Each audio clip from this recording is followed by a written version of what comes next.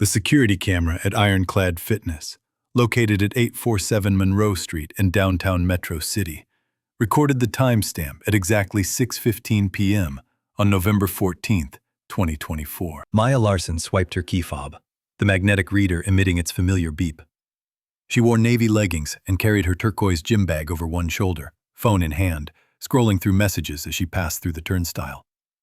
The fluorescent lighting cast her in white-blue tones. Behind her, separated by 30 seconds of footage, another figure swiped in. A man in a gray hoodie who had timed his arrival to match hers for the past 2 weeks. According to Detective Mark Henderson's later testimony, the camera captured her routine perfectly. It also captured the pattern of his. This would be the last evening Maya Larson walked into Ironclad Fitness, alive. On the first day of November 2024, the routine had already begun. Maya Larson's consistency made her predictable, Detective Henderson would note during his courtroom testimony 18 months later. The 6:15 p.m. gym check-in every weekday, never varying by more than 5 minutes. The front desk staff at Ironclad Fitness remembered her as polite, focused, always wearing earbuds. They also remembered when the man started appearing. He initially used a day pass, purchased with a prepaid debit card that couldn't be traced to a billing address. The gym's membership coordinator, interviewed 3 days after Maya's disappearance, stated he had paid cash for a month-to-month membership on November 4th. His name on the form was Elias Thorne. He listed no emergency contact. The digital record showed he never once used the weight machines or cardio equipment. The surveillance logs later revealed he spent his 40-minute sessions watching Maya from various positions around the gym floor, near the water cooler, by the stretching mats, in the line of sight to the treadmills. The clanking of iron weights, the smell of rubber mats, the hum of industrial fans. These became the sensory backdrop to surveillance disguised as fitness. Maya's turquoise gym bag, thrown carelessly onto the bench beside her, became a beacon. Predators often mistake politeness for permission, Detective Henderson observed during a podcast interview in 2026, reflecting on the case's early warning signs that no one had recognized in real time. By November 10th, the casual encounters had crystallized into something deliberate. Maya's closest friend, Jennifer Cole, testified that Maya had begun expressing discomfort. Text messages recovered during the digital forensics phase showed Maya writing to her sister Sarah at 7:43 p.m. on November 9th. "That guy is here again. I think he followed me to the treadmill." Another message, sent the following evening, read, "If he asks me about my leg day again, I'm changing gyms." The parking lot incident occurred on November 12th. Security footage showed Maya exiting the gym at 7:52 p.m. The lot was nearly empty, a grid of open spaces under sodium lights. Elias Thorne's vehicle, a dark blue sedan later identified as a 2018 Honda Accord, was parked directly adjacent to Maya's white Toyota Camry, despite 40 available spots. The camera captured him sitting motionless in the driver's seat for 3 minutes and 17 seconds, engine idling, windows up, as Maya approached her car. She glanced at his vehicle twice before unlocking her door. The turquoise gym bag landed in her passenger seat. She sat for 34 seconds before starting her engine, a pause that suggested calculation, fear held at bay by rationalization. The defensive mindset of "maybe it's nothing" overriding the warning instinct. The background static of fear that she tried to logic away. Jennifer later testified, "She checked her phone constantly after that. It was a nervous tick I'd never seen before." The morning of November 15th arrived without Maya. Her position as a marketing coordinator at Brennan & Associates required her presence by 8:30 a.m. for a client presentation. She had prepared the slides herself. When she failed to appear, her supervisor called her cell at 8:47 a.m. The call went directly to voicemail. Her mother, Elena Larson, testified that she called Maya's phone at 9 a.m., then again at 9:30 a.m., then continuously every 15 minutes until noon. Each call met the same automated greeting. Elena drove to the Vantage, the apartment complex on Clearview Boulevard where Maya rented a 2-bedroom unit on the 4th floor. She stood outside the locked lobby, pressing the buzzer for Unit 4C repeatedly. No response. The silence was amplified by the building's soundproofed construction, walls designed to ensure privacy, now sealing in whatever had happened. Elena called the Metro City Police Department at 2:17 p.m. The dispatch log, entered into evidence during the trial, recorded the officer's response. "Has she been gone 24 hours? Elena answered, "She's been unreachable for 6 hours, and she's never unreachable." The officer's reply, preserved in the recording. "Ma'am, she's an adult. She has the right to be alone. Call us back if she's still missing tomorrow." The patrol unit dispatched to the Vantage at 3:45 p.m. found no signs of forced entry at the front entrance. They noted that the apartment lights were off. Their report, filed at 4:12 p.m., was marked low priority, adult voluntary absence. Act 2. The investigation. The initial police response on the afternoon of November 15th followed standard protocol. Maya Larson was 28 years old, employed, no known history of mental health crises, no active restraining orders. The officers who responded to the Vantage complex checked the lobby, confirmed the front door showed no tampering, and concluded their report with the assessment: no evidence of foul play. Elena and Sarah Larson, however, knew the details the police didn't. Maya never went anywhere without her phone charger. She took daily medication for a thyroid condition. She had confirmed her attendance at Sunday brunch with her family via text message at 6:15 p.m. the evening before. While the Metro City Police Department filed the missing person report as low priority, Sarah took action. She accessed Maya's iCloud account using credentials they had shared for family calendar coordination. Missing person cases, Detective Henderson would later explain in his training manual contributions, exist in a legal gray zone. Until evidence of harm surfaces, privacy laws and resource constraints limit the investigative response. The dry click of the police radio. The bright afternoon sun streaming through the Vantage lobby's floor-to-ceiling windows. The cold indifference of a clipboard form asking for distinguishing marks. These became the sensory memory Elena carried forward. Sarah's digital investigation began that evening at her kitchen table, laptop open, pulling up Instagram, message logs, location history. She was searching for what the police hadn't yet deemed worth finding. By the evening of November 16th, Sarah had found the pattern. Maya's Instagram account contained dozens of direct messages from a profile named Jimrat Unknown. The earliest message was dated November 2nd. "You have great form on the lat pull-down." The messages continued daily, sometimes multiple times per evening, always sent between 6 p.m. and 8 p.m. "Saw you on the elliptical. You look good in blue." Another. "We should grab a protein shake sometime." Maya had never responded. Then Sarah found the photograph. It was sent on November 13th at 7:24 p.m. The image showed Maya mid-stretch on a yoga mat, taken from across the gym floor, with a phone camera zoomed in enough to capture her face clearly. In the background, partially visible, was the turquoise gym bag. The timestamp on the photo matched Ironclad Fitness's check-in logs.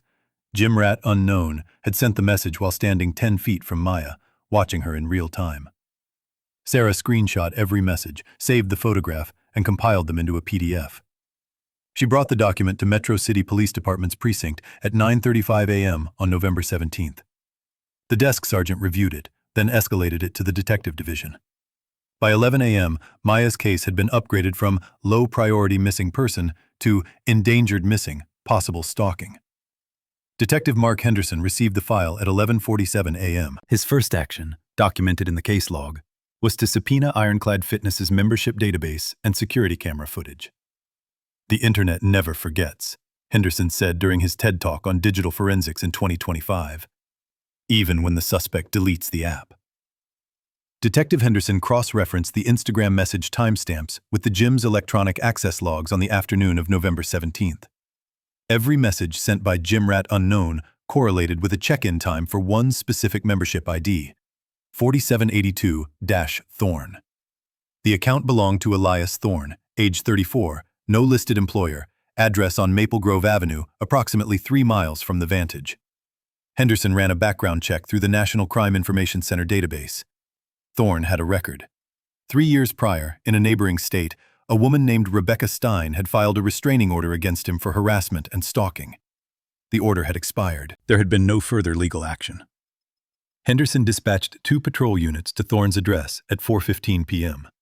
They found a basement suite apartment with blinds drawn. The landlord, questioned on site, stated Thorn paid rent in cash and kept irregular hours. His vehicle, the dark blue 2018 Honda Accord, was not in the driveway. A records check revealed the vehicle's license plate, 7JKL392. An APB was issued at 5:03 p.m. The hunt had shifted. The case was no longer just a missing woman. It was now a fugitive search. Henderson noted in his case file, Thorne's gym membership was canceled remotely via the Ironclad fitness app at 3:14 a.m. on November 15th, hours after Maya's last known contact. The cancellation timestamp, Henderson testified, suggested consciousness of guilt. Someone planning to disappear doesn't maintain a gym membership. Someone fleeing doesn't log into an app to tidy administrative loose ends unless they understand that digital records create trails. Chapter 6.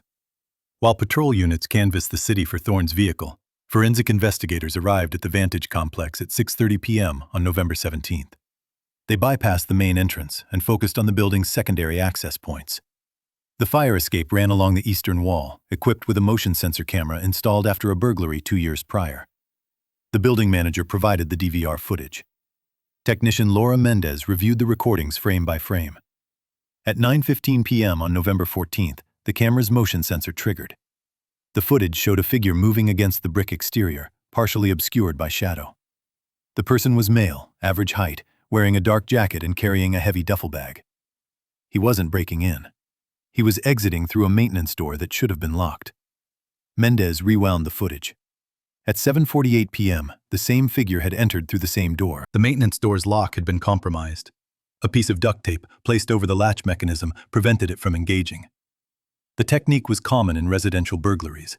It required advanced knowledge of the building's layout. Detective Henderson, reviewing the footage at 8:15 p.m., made the connection.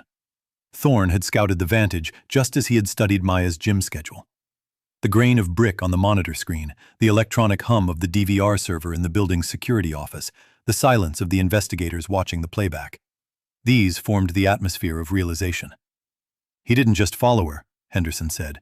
He learned her entire world. The door had been taped over 2 days before Maya disappeared, indicating premeditation. The duffel bag, visible on the exit footage, appeared full.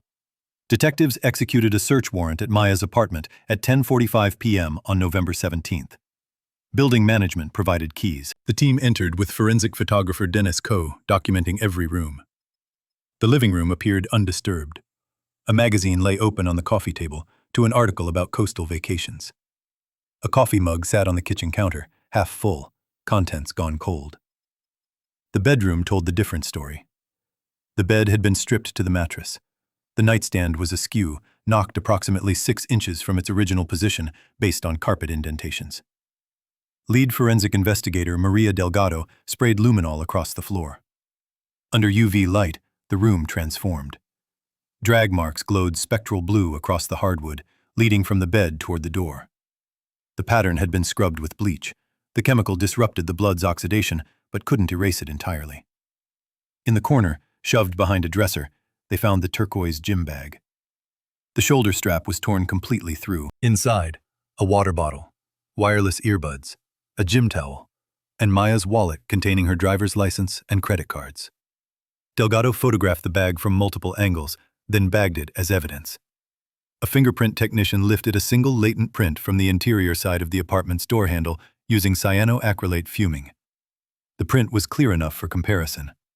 Run through the APHIS database, it matched Elias Thorne's prints on file from his prior arrest. The violence happened in the one place she believed the lock would protect her, Detective Henderson stated during his testimony. The air inside the apartment had grown stale, sealed in by climate control systems maintaining a temperature that preserved the scene but couldn't preserve the life that had occupied it. Act 3. The Evidence.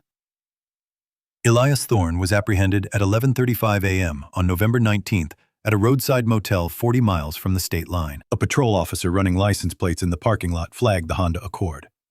Backup units arrived within 6 minutes. Thorne was taken into custody without resistance. He was transported to Metro City Police Department and placed in Interview Room B at 2:17 p.m. The video recording, played in full during the trial, showed a man who appeared calm. He sat with arms crossed, answered questions in measured tones. Detective Henderson conducted the interview with Detective Angela Reyes as witness. "How do you know Maya Larson?" Henderson asked. Thorne replied, "We were seeing each other. It was casual." Henderson, "Did you go to her apartment?" Thorne, "Never.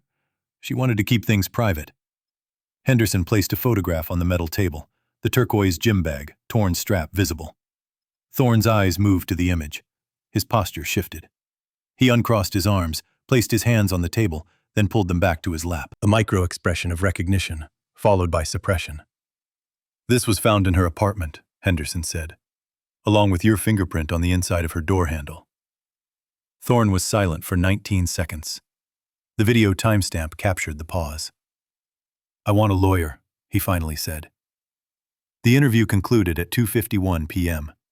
Henderson noted in his report, "Suspect's phone GPS data places him inside the Vantage complex from 9:03 p.m. to 9:48 p.m. on November 14th. Suspect's claim of never visiting her apartment is demonstrably false." The fluorescent light above the interview table, the scratched surface of the metal table, the hum of the recording equipment. These details became part of the official record. The breakthrough came from Thorne's vehicle. A search warrant executed on November 20th allowed forensic teams to process the Honda Accord. Technicians found soil samples embedded in the tire treads and wheel wells. The soil was red clay, distinct from the gray-brown urban soil common to Metro City. State geologist Dr. Raymond Park analyzed the samples and determined the clay was consistent with deposits found in Whitehaven Nature Reserve, located 23 miles north of the city. The reserve encompassed 400 acres of hiking trails through dense forest. Detectives also discovered trace blood evidence in the vehicle's trunk. DNA analysis confirmed the blood matched Maya Larson's genetic profile. Confronted with this evidence during a second interview on November 21st, Thorne's demeanor changed. The calm evaporated. He requested a pause to consult with his attorney. When the interview resumed at 4:45 p.m., Thorne provided a statement. "It was an accident," he said. "We were arguing. She fell. I panicked." Detective Henderson asked, "Where is she?" Thorne's attorney placed a printed map on the table. Thorne circled a location on the map, a trail access point off Highway 7 leading into Whitehaven Reserve. "How far from the parking area?" Henderson asked. Thorne answered, "Maybe a quarter mile into the woods. There's a small clearing past the second trail marker." The statement was documented at 5:12 p.m. Henderson immediately contacted the county search and rescue coordinator. "The lie is complex," Henderson reflected during a law enforcement panel discussion in 2026. "The map is simple. Once someone admits to disposing of a body, the cognitive burden of maintaining the fabrication becomes too heavy. They want it to end, even if ending it means prison." On the cold morning of November 21st, search and rescue teams assembled at the Whitehaven Nature Reserve trailhead at 7:30 a.m. The operation included 2 cadaver dogs, a forensic recovery team, and a medical examiner. The temperature was 38 degrees. The wind moved through bare branches, scattering leaves across the trail. Detective Henderson led the team to the location Thorne had marked. The dogs were released at 8:15 a.m.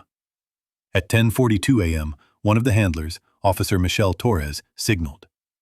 The dog had alerted near a shallow depression approximately 300 yards from the trail marker. The depression was covered with leaves and small branches. Forensic technicians carefully removed the organic debris. Maya Larson's body was recovered at 11:18 a.m. The medical examiner, Dr. Paul Hendrickson, confirmed visual identification based on photographs provided by the family. The body was photographed in situ before removal.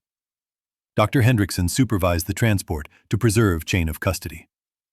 There was no dramatic music, no television-style reveal. Only the crunch of dry leaves underfoot, the smell of damp earth, the yellow police tape fluttering in the wind, and the mechanical sound of the body bag zipper. The autopsy, conducted on November 22nd, determined the cause of death as asphyxiation. Petechial hemorrhaging in the eyes and soft tissue indicated manual strangulation. Defensive wounds on Maya's hands, abrasions and torn fingernails, showed she had fought. Tissue samples collected from beneath her fingernails contained DNA consistent with Elias Thorne. The coroner's report estimated time of death as November 14th, approximately 10 p.m. to midnight. Maya had been dead before her mother made the first phone call asking where she was. Act 4. The Resolution. The trial of The State versus Elias Thorne commenced on May 3, 2026, in Metro City Superior Court. The prosecution, led by Assistant District Attorney Nicole Brennan, presented the case as a methodical timeline. She displayed the gym access logs, the Instagram messages, the CCTV footage from the Vantage, the GPS data from Thorne's phone, the soil samples, the blood evidence. Each piece formed a link in an unbreakable chain.